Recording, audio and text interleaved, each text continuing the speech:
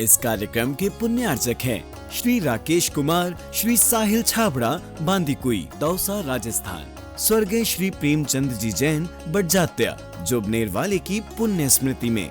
धर्मपत्नी श्रीमती प्रेम देवी बड़जात्या, पुत्र पुत्रवधू सुधा सुनील बड़जात्या, उषा अनिल बड़जात्या, सुनीता राकेश बड़जात्या, पौत्र पौत्री शुभम भारती, शुभांगी, गजल आर्यन बड़जात्या एवं बड़जात्या परिवार, उदयपुर, राजस्थान। कंवरी लाल जी, नंदू देवी, मनोज जी, कोमल जी, राकेश कुमार जी, ऋषभ जी, वर्धमान अजमेरा, कोटड़ी, जिला भिलवाड़ा, राजस्थान। जीवम जीवम दव्वम जिन्वर वसेण जननी दिठम देविंद विंद वंदम वंदे तम सबदा शिरसा। नमो अरिहंताणम, नमो सिद्धाणम, नमो आयरियाणम, नमो उवज्जायाणम, नमो लोए सवसाहूणम। जय बोलिए अंतिम तीर्थंकर विनायक श्री महावीर भगवान की, परम पूज्य आचार्य भगवान गुरुदेव श्री वसुनंदी जी मुनिराज की जय, अहिंसा में विश्व धर्म की जय। बोल सभी उपस्थित धर्म प्रेमी पुण्य आत्मा महान भाव संसारिक व्यक्ति धर्म और कर्म के माध्यम से अपने जीवन में कभी आसाता और कभी साता इन कर्मों को बांधता है।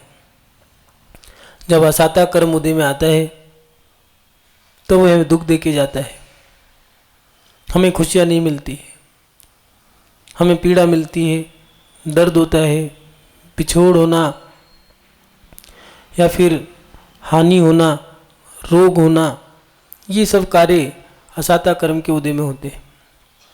लेकिन जब हमारे साता का उदय आता है, हम जब धर्म करते हैं, उस धर्म के माध्यम से साता कर्म का उदय आता है। आप लोग बोलते भी हैं सुख साता है, साता है, माने आप ठीक तो हो, सुख है या नहीं है, आप ऐसे पूछते हैं। हम जब धर्म करते हैं तब हमारे जीवन में साता कर्म का उदय आता है, और साता कर्म का जब उदय आता है तब हमारे जीवन में हर्ष, उल्लास, उमंग, चेहरे पर प्रसन्नता, अंतरंग में आनंद, और उसके साथ साथ हम खुश रहते हैं। जब हम खुश होते हैं तो हमारा मन करता है कि हम अपनी खुशी को लोगों से बांटें। कभी कभार हम इतने उतावले हो जाते हैं खुशी में कि हम यही नहीं सोच पाते कि हम किससे क्या बोलना चाहते हैं, क्या बोल रहे हैं। खुशी अन्य अन्य प्रकार की होती है। कामयाबी मिलना, सफलता प्राप्त होना, पति पत्नी को संतान की प्राप्ति हो गई और पहली संतान बेटा हो जाए, वो तो बहुत ही उत्तम है। अब संतान पैदा हो गई है हॉस्पिटल में और वो इतना खुश है कि गले मिलना है, गले मिलने के लिए कोई है ही नहीं, तो नर्स से ही गले मिल लिए। अब यही नहीं सोच पाए, भूल गए हैं कि हमें गले किससे मिलने हैं, खुशी बांटनी किससे है। हर किसी से खुशी नहीं बांट सकते, इसलिए खुशियों को कैसे बांटें एक सवाल खड़ा रहता है। खुशी जब आती है हमारे जीवन में तो खुशी को भी उस समय में भी हमें सावधान रहना पड़ता है। बड़े बुजुर्ग कहा करते थे कि खुशियों को भी नज़र लगती है, इसलिए जब खुशी तुम्हारे जीवन में आए तो सावधान रहो उस समय। अगर इसको सिद्धांत की बात से कहें, आगम से देखें, तो खुशियों का माने पुण्य कर्म का उदय। जब पुण्य कर्म का उदय आता है उस समय हमें सावधान ज़्यादा रहना है। क्यों? क्योंकि पाप कर्म तो हमें सावधान रखता ही है। हम रोगी हैं, हम घायल हैं, दुखी हैं, परेशान हैं, चिंतित हैं। अगर ये सारी क्रियाएं हमारे साथ हो रही है तो हम सावधान रहते हैं। लेकिन धन की वृद्धि ज़्यादा हो जाना, ज़्यादा या अधिक धन का लाभ हो जाना, सफलता समय से पहले प्राप्त हो जाना, ये सब चीज़ें हमें बिगाड़ देती है। उस समय में हमें सावधान रहना है। इसलिए पुण्य का उदय कह लो या पुण्य के उदय में आई हुई आपके पास खुशियाँ कह लो, खुशियाँ जब आपके पास आ गई हैं तो उस समय में आपको सावधान रहना होगा और सावधान रहने के लिए कुछ सूत्र दिए हैं। खुशियों को बांटने के लिए भी कुछ सूत्र दिए हैं। पहला सूत्र दिया है, हमें खुशी बांटनी किससे है, ये भी हमें ध्यान रखना होगा। हर किसी से अपनी खुशी नहीं बांट सकते। कुछ लोग हमारी खुशी में शामिल नहीं होना चाहते, या फिर कुछ लोग हमारी खुशी में शामिल नहीं हो सकते। हम चाहते हैं कि हमारी खुशी में हर कोई शामिल हो, ये सही नहीं है। आपने सोच लिया है, लेकिन ये जरूरी नहीं है कि आपकी सोच के अनुसार सभी की सोच एक सी हो। इसलिए खुशी भी उसी से बांटे जिससे तुम खुशी बांट करके उसे भी खुशी हो। लेकिन ढिंडोरा पीट करके, चिल्ला के, चीख करके खुशियाँ नहीं बंटती। खुशी बांटने से पहले सावधान रहें, कहीं ऐसा तो नहीं तुम खुशी उसके पास जाके बांट रहे हो जो तुम्हें दुख देना चाहता हो। दुश्मन को खुशियाँ बांटोगे तो आपकी खुशियों को नज़र लग जाएगी। जो बड़े बुजुर्ग कहा करते थे कि खुशियों को भी नज़र लगती है। किसी की हाई लग जाएगी, किसी दुखिया के पास जाकर के आपने खुशी मना ली है तो वहाँ पर जाकर के तुम्हें अब दुख मिलेगा। आप खुशी मना रहे हो और वो दुखी है, उसका पति या उसका पुत्र या उसके पिता मर गए हैं और आप दुख मना रहे, खुशियाँ मना रहे हो, तो उस खुशियों में आपको वहाँ पर दुख मिल सकता है। वहाँ पर आपकी खुशियों को नज़र लग सकती है, किसी की हाय लग सकती है, बद्दुआ लग सकती है। इसलिए खुशियों को मनाने के लिए ये भी ज़रूरी है कि वो जो तुम्हारी खुशियों में शामिल हो उससे जाके अपनी खुशी कहो, नहीं तो आपको भुगतान करना पड़ सकता है। दूसरी बात, खुशी के लिए जब खुशी आपके जीवन में आए, आप जब खुश हो, प्रसन्न हो, आनंद में हो, आपके अंतरंग में हर्ष, उत्साह, उल्लास है, उस समय में आप लोगों को खुशियाँ बांटना चाहते हो तो उनकी मदद करें, परोपकार की क्रिया करें। दीनहीन, गरीब जो व्यक्ति हैं, दुखी जो व्यक्ति हैं, उन लोगों की मदद करना आपका पुण्य का उदय है, जिसके माध्यम से आपके अंतरंग में हर्ष, उल्लास, उमंग, उत्साह है, आपके पास खुशियाँ हैं, आपके पास कामयाबी है, उपलब्धि है, जिसके माध्यम से आप खुश हो, प्रसन्न हो। उस समय में आप परोपकार की क्रिया करें, उस समय में दीनहीन लोगों की मदद करें, साधर्मी की मदद करें। उसके साथ साथ ये भी ध्यान रखें कि हम परोपकार की क्रिया क्या कर रहे हैं। पहले बुजुर्ग लोग परोपकार की क्रिया किया करते थे।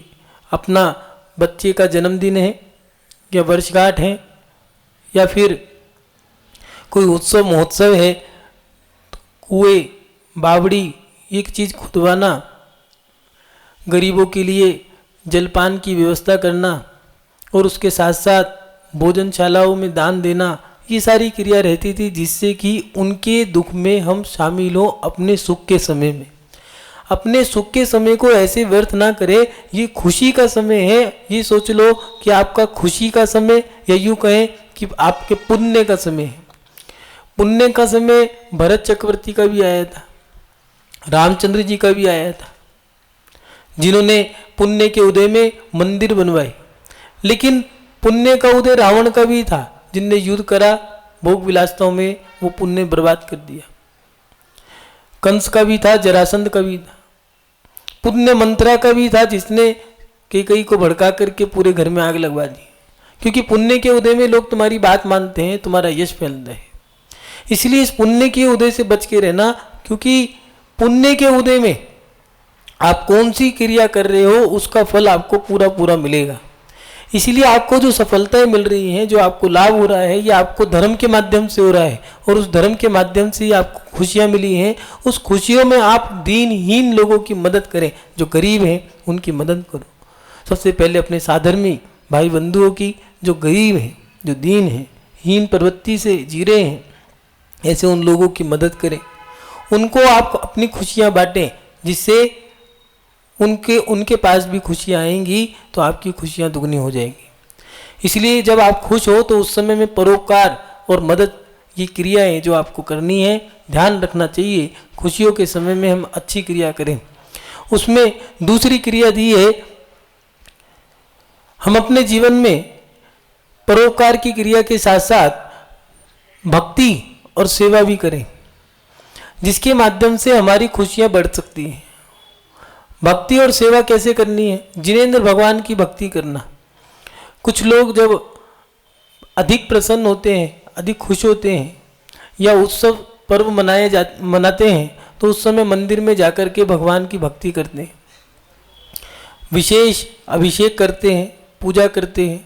और ज़्यादा मन प्रसन्न होता है तो तन मन धन तीनों खर्च करके भगवान का विधान करते हैं, अनुष्ठान करते हैं, भक्ति करते हैं और इसके साथ साथ गुरुओं की सेवा करते हैं, उनकी साधना में सहभागी बनते हैं, उनका आहार कराते हैं, विहार कराते हैं, उनकी सेवा करते हैं, वैयावत्ती करते हैं, जिसके माध्यम से वो धर्म करते हैं कि हमारा पुण्य का उदय है, हम स्वस्थ हैं, हमें सफलताएं प्राप्त हो रही हैं, हमारी वाह हो रही है, सब हमें चाह रहे हैं, सब हमें मान रहे हैं। इसलिए उस समय में वो धर्म की क्रिया करते हैं। अपने जीवन में अगर खुशियों को बढ़ाना है तो आपको धर्म की क्रियाएं भी करनी होंगी। कुछ लोग खुशी के समय में दुख की क्रिया करनी शुरू कर देते हैं। इसलिए खुशी के समय में हमें इन चीज़ों का ध्यान रखना होगा कि हम जब खुशी का समय आए तो पहले हमें ये भी ध्यान रखना है कि हमें खुशियाँ बांटनी किससे। दूसरा, खुशी के समय में हम परोपकार और उसके साथ साथ मदद की क्रिया करें। तीसरा, हम अपने जीवन में धर्म और कर्म के साथ साथ अपनी खुशियों को बांटें। माने कुछ भगवान की भक्ति करें, पूजा पाठ करें, साधुओं की सेवा करें, विधान करें, विहार इत्यादि क्रियाओं में भाग लें और उसके साथ साथ खुशियों के समय पर किसी को दुखी ना करें। कुछ लोग ऐसे होते हैं जिससे कि वो खुशी के समय में ये भूल जाते हैं कि हम क्या कर रहे हैं, क्या नहीं कर रहे। होली का पर्व आया है, बड़े खुश हैं, त्यौहार आया, चेहरे पे किसी के रंग लगा दिया, चेहरा ही खराब कर डाला पूरा। आपने तो अपनी खुशी बांट दी है लेकिन सामने वाला तो दुखी हो गया। कई बार ऐसे त्यौहार आते हैं, कुछ त्यौहार तो ऐसे हैं जिसमें डोर के माध्यम से पतंग उड़ाते हैं और उस पतंग के माध्यम से कितने लोगों के गले कट जाते हैं। आपने तो पतंग उड़ाई, सामने वाला जा रहा था, मांझा पड़ा था, वो डोर पड़ी थी, गले में लगी, गला कट गया, पक्षी के लगा तो कितने पक्षी उड़ते उड़ते कट के मर जाते हैं। हम अपनी खुशी मना रहे हैं, हमें अपनी खुशियों से मतलब है। दीपावली के त्यौहार पर कितनी हिंसाएं हम कर देते हैं, कितने लोगों को दुख दे देते हैं, कितने जानवरों के नवजात शिशु मर जाते हैं, कितनी माता बहनें जल करके राख हो जाती हैं, कितनी मकानें दुकानों में आग लग जाती हैं। लेकिन हमें अपनी खुशी मनानी है, किसी को उसका कोई भी प्रभाव पड़े। अगर आपको खुशियों का लाभ हुआ है, खुशी मनाने का अवसर मिला है, आपके पुण्य का उदय आया है, तो उस समय में सावधान रहें कि आपके माध्यम से किसी का अपमान ना हो, किसी को दुख ना पहुंचे। कभी कभार खुशी के या फिर पुण्य के उदय में हमें अहंकार आ जाता है। आपकी वाह हो रही है, आपको कामयाबी मिल रही है, पद प्रतिष्ठा का लाभ हो रहा है और उस समय में आप यही भूल गए हैं छोटा कौन है बड़ा कौन है, बड़े छोटे में भेदभाव करना ही भूल गए। अंतर क्या है, सबको आपने एक समान समझ लिया है, मान मर्यादा भूल गए हैं। और युवा पीढ़ी में भी कभी कभार ऐसा हो जाता है कि हम पढ़ रहे हैं, पढ़ते समय बाहर घूमने गए, अच्छी पढ़ाई हो रही है, ठीक है, किसी से मिलजुल करके साथ बन गया, साथ बनते बनते अब ऐसा साथ हो गया है, हमने सोच लिया है कि हम जीवन भर एक साथ ही रहेंगे। वो लड़का लड़की दोनों एक दूसरे को चाहने लग गए हैं। अब अपने परिवार को बसाने के लिए उन्होंने यही भूल गए कि हमने तो अपनी खुशियां बटोर ली हैं, लेकिन किसी की खुशियों को हमने ख़त्म कर दिया। जिन्होंने हमें पाल पोस के बड़ा किया था, उन माता पिता ने भी तो कुछ सपने देखे होंगे, लेकिन हमने अपनी खुशी के माध्यम से कितने लोगों को दुख दे दिया है। वो माता पिता टूट के रह गए बेचारे, जिन्होंने पाल पोस करके बड़ा किया, बचपन में खिलौने ला के दिए, किशोर अवस्था में किताबें, अपना पेट काट काट करके आपको बड़ा किया, पेट काट काट के किताबें लेके आए, आपकी पढ़ाई का खर्चा पूरा किया, कर्जा लेकर के आपको पाल पोस के बड़ा किया, रहने के लिए मकान बनाया, खाने के लिए आपको भोजन की सामग्री दी है। कैसे भी हो, दिन रात मेहनत करी हो, चाहे ठेला खींचा हो, चाहे रात भर बोरियां उठा करके रखी हो, लेकिन आपको अब कोई भूखा नहीं रहने दिया।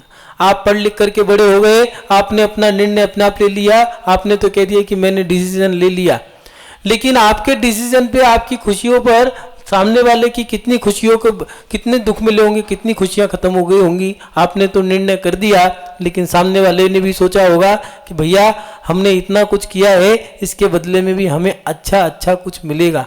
और मिला क्या? मात्र एक सूनापन, अकेलापन, धोखेबाजी, धोखाधड़ी, ये सारी चीज मिली। इसलिए खुशियों को, जब आपके जीवन में खुशियां आई हैं, उस खुशियों के समय में आपको सावधान रहना होगा। खुशियों को बांटना कैसे, ये भी ध्यान रखना होगा। और उसके साथ साथ खुशियों के समय पर किसी को दुखी भी नहीं करना है, किसी का अपमान नहीं करना। कई बार ऐसा होता है, हमें पद प्रतिष्ठा का लाभ हो जाता है, हमारी कामयाबी हमें मिल गई है, हमने लक्ष्य प्राप्त कर लिया है, तो उस समय हमें अहंकार आ जाता है। उस अहंकार में आकर के हम माता पिता को माता पिता नहीं समझते, भगवान को भगवान नहीं समझते, गुरु को गुरु नहीं समझते, बड़ों को बड़ा नहीं समझते, किसी का भी हम किसी को कुछ नहीं समझते हैं, और हम उनका अपमान तक भी कर जाते हैं। महानुभाव, उस समय में हमें ये ध्यान रखना होगा कि हमारी खुशियों के माध्यम से किसी को दुख ना मिल जाए। क्यों? क्योंकि अगर उसको दुख मिल गया और उसके दुख में आप खुशी मना रहे हो, किसी को दुख देकर के आप खुशी मना रहे हो, तो याद रखना उस समय जो उसकी आह निकलेगी, हाय निकलेगी, जिसको बद्दुआ कहा, श्राप कहा, बद्दुआ कहा, आ कहा या हाय कहा, ये जब निकलती है तो पत्थर को भी फोड़ देती है। इसलिए अपने पुण्य के उदय में, अपनी खुशियों के समय में सावधान रहें, जिसके माध्यम से आपको दुख न मिले। इसलिए खुशी के समय में किसी का अपमान मत करो, अहंकार को बढ़ाओ मत, और उसके साथ साथ किसी को नीचा दिखाना।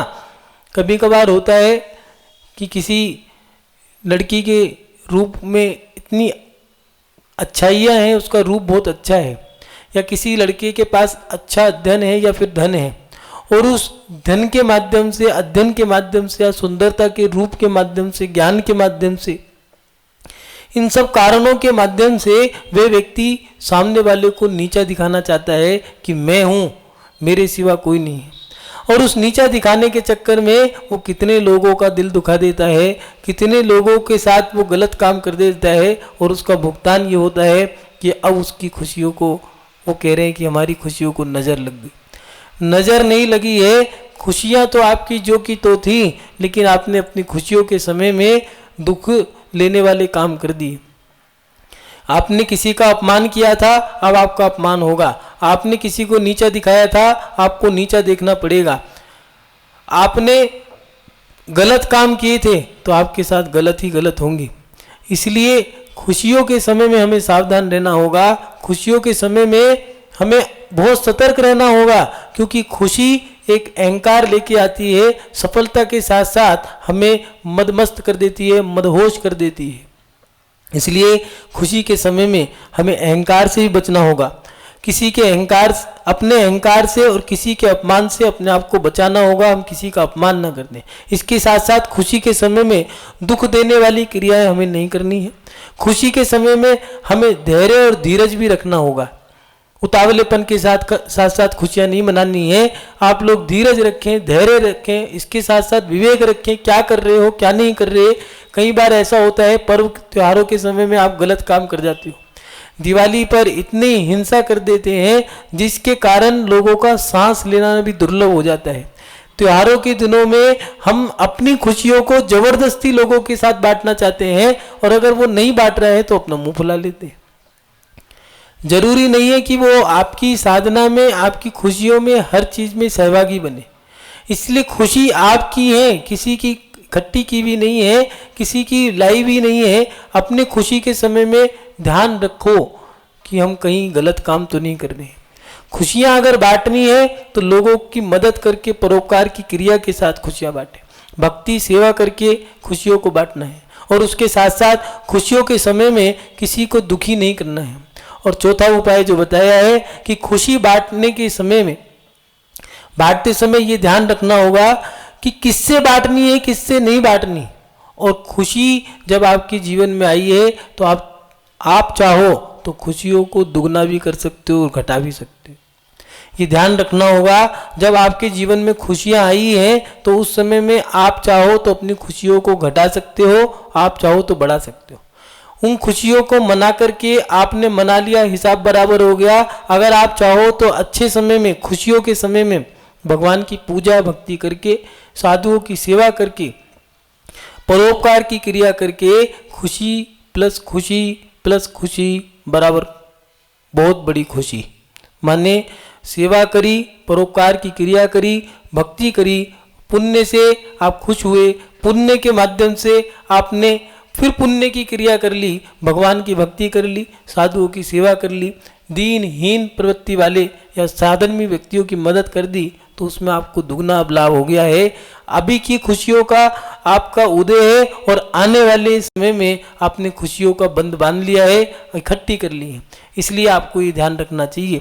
महानुभाव, पुराने बड़े बुजुर्ग जब कभी खुश हुआ करते थे, प्रसन्नता के अवसर आया करते थे, उत्सव या महोत्सव आया करते थे, पूरे परिवार को एकत्रित करना, सबको बिठाना, बैठ करके एक साथ बोला चाली करना, सबका एक साथ बैठ करके भोजन करना, और उस समय में किसी की मन की अथा या व्यथा या पीड़ा हो तो उनको सुनने के बाद उसमें मदद भी करना, बहन बेटियों को देना, जिससे कि तुम भी खुश रहो। आज हमारे पास इतना है कि हम तुम्हें दे सकते हैं, इसलिए तुम्हें इसलिए दे रहे हैं कि जिससे तुम्हें भी कोई दुख ना मिले।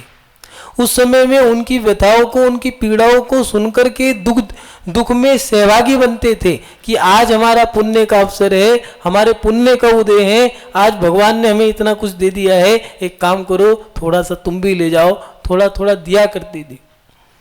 ऐसा नहीं है सांप की तरह कुंडली मार के बैठ गए। पहले के लोग बांटने में मानते थे कि ठीक है, हमारा लाभ हमारे धर्म कर्म के माध्यम से हो रहा है, अब इसको बांटें जिससे कि इनका भी भला हो, हमारा जो हो सो हो। इस लालच में नहीं कि पुण्य बढ़ेगा, हमारे पुण्य का उदय है, अच्छे से अच्छी क्रिया कर रहे हैं जिससे कि इनको हमारे पुण्य के माध्यम से इनका लाभ हो जाए, इसलिए उनको वस्त्र देना, भोजन कराना, जन्म दिवस, वर्षगांठ, सालगिरह या फिर अष्टानी का पर्व, 10 लाख चंद, धर्म हो या कर्म हो, कोई भी उत्सव पर्व महापर्व आया करते थे।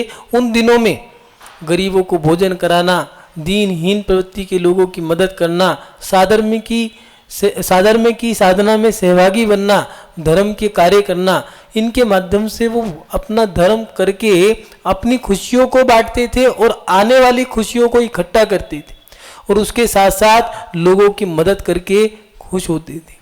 महानुभाव, ये हमारी प्राचीन पद्धति है, इसी को कुलाचार कहा है। अपने कुलाचार का या अपनी पद्धति का या अपनी संस्कृति का पालन करते हुए हम अपनी खुशियाँ मनाएं, जिससे कि हमारी खुशियाँ बढ़ेंगी, घटेगी नहीं। और उसके साथ साथ जब आप खुशियों को इस प्रकार से बांटेंगे तो लोग हकीकत में सत्यता से खुश होंगे। ऐसा नहीं है अकेले अकेले खुशी मना ली तो सब लोग खुश हो जाएंगे।